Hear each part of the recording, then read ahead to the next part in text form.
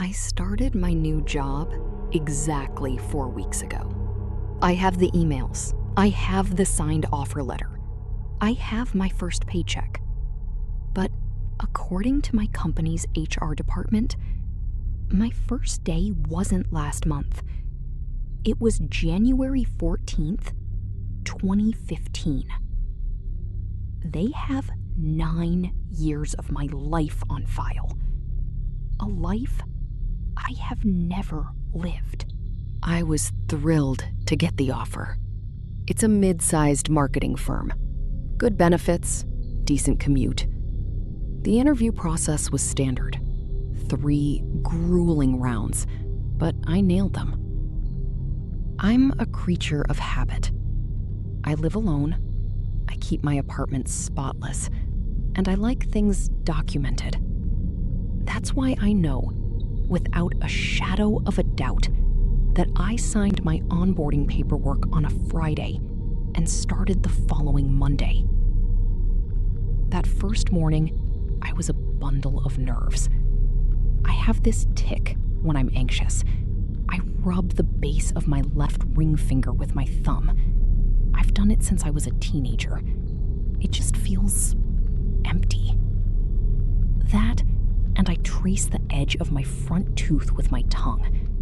There's a tiny chip there from when I fell off a swing at age 7. Just little grounding habits to remind me I'm here. I'm real. The office was exactly what you'd expect. Beige carpets, glass walls, the smell of burnt coffee in the break room. I found my cubicle, set down my bag, and took a deep breath. I was ready for a fresh start. I just didn't realize the start had already happened. The first crack happened by the coffee machine. A woman from accounting, Sarah, her badge said, walked in, beamed at me, and pulled me into a tight hug. She smelled like vanilla and stale smoke. "Welcome back," she said, squeezing my arm. "We missed you." I assumed she was just overly friendly to the new hire. I laughed, rubbed my empty ring finger, and said thanks. She pulled back, looking confused, her eyebrows knitted together. "What do you mean, new? You've been here since I started." I let it go. People misspeak. First day nerves on both sides. But by Thursday, I had collected 6 similar incidents. A guy from IT passed me in the hall and asked how my dog was doing. I don't have a dog. I'm violently allergic. A woman in HR asked if I was bringing my husband to the company picnic. I am profoundly single. Then, during a staff meeting, the director of my department casually referenced a logistics project I led in 2019, 4 years before I even knew this company existed. I smiled and nodded, but my stomach dropped. The air in the conference room suddenly felt freezing. When the meeting ended, I went straight to my desk and logged into the company directory. I typed in my name. My profile loaded. There was a photo of me. It was definitely my face, but I was wearing a yellow silk blouse I have never owned. And right there, under my name, was my hire date. January 2015. Almost 9 years ago. I marched down to HR. I told the woman at the desk there had been a massive administrative error. She sighed, clicked her mouse, and pulled up my file. First, she showed me the new hire paperwork I knew I had signed last month. But then, she kept scrolling. She showed me 9 years of performance reviews, salary adjustments, training certifications, dental benefit elections, all in my name, all with my signature. I leaned in so close, my nose almost touched the monitor. The loops on the Y, the sharp angle of the K. It was my exact handwriting. But I had never held the pen that signed them.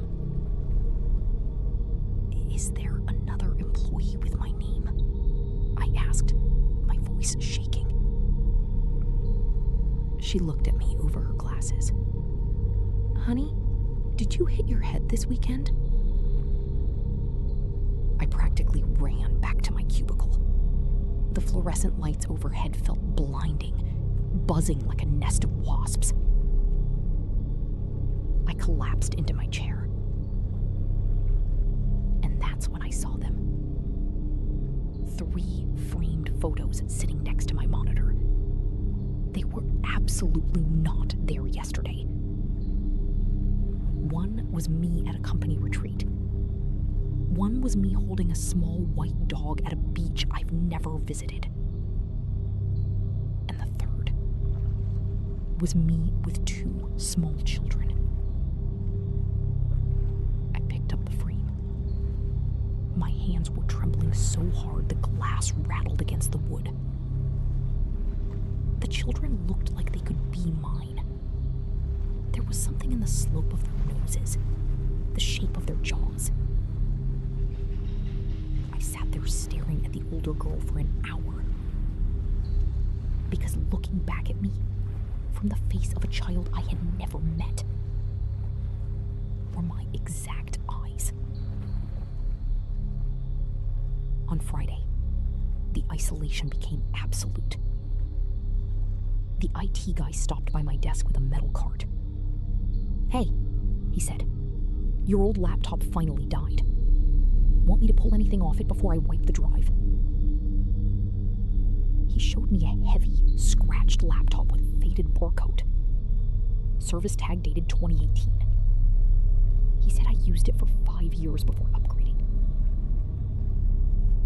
I asked him if I could take it home for the weekend. He shrugged and handed it over. I didn't sleep that weekend. I sit on my living room floor. The old laptop is plugged in. There are 9 years of a life on this hard drive. Tax documents, travel itineraries to places I've never been, ultrasound photos, school emails about parent-teacher conferences for kids whose names I don't know. It's a whole life. Detailed, specific, mine in every way that matters, except that I never lived a second of it. I open a folder labeled Anniversary. It's a photo of me and a man whose face I don't recognize. We are holding up glasses of wine. I zoom in on my hand in the photo. There is a gold wedding band on my left ring finger. I drop the mouse. I look down at my own left hand, my real hand.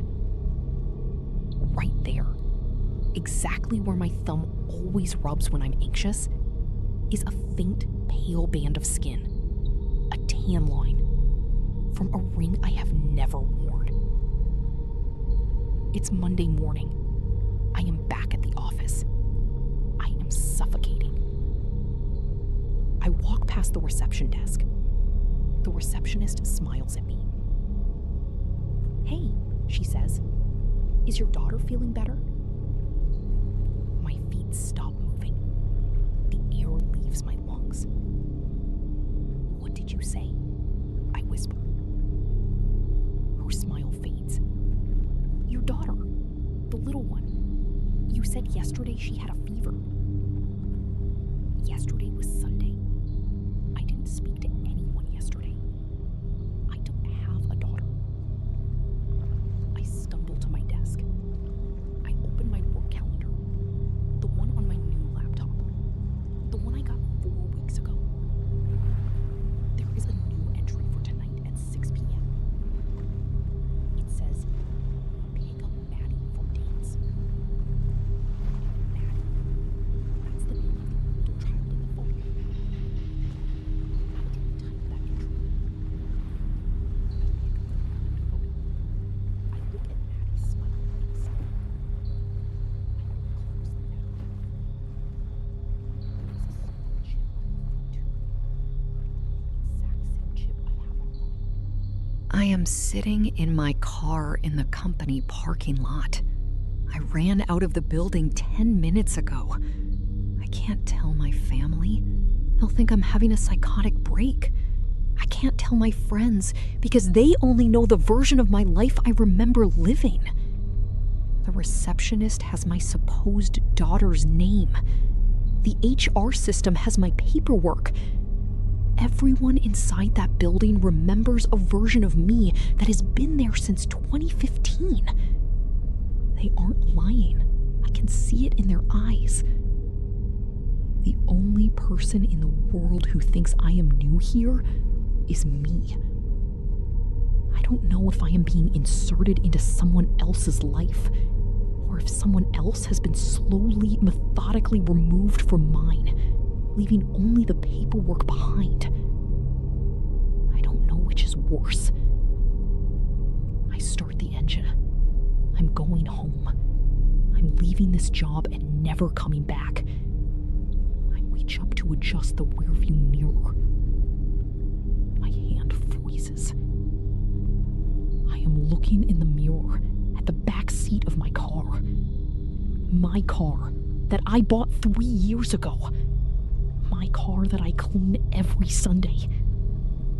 Strapped into the middle seat in the back is a pink child's booster seat, covered in cracker crumbs and glitter.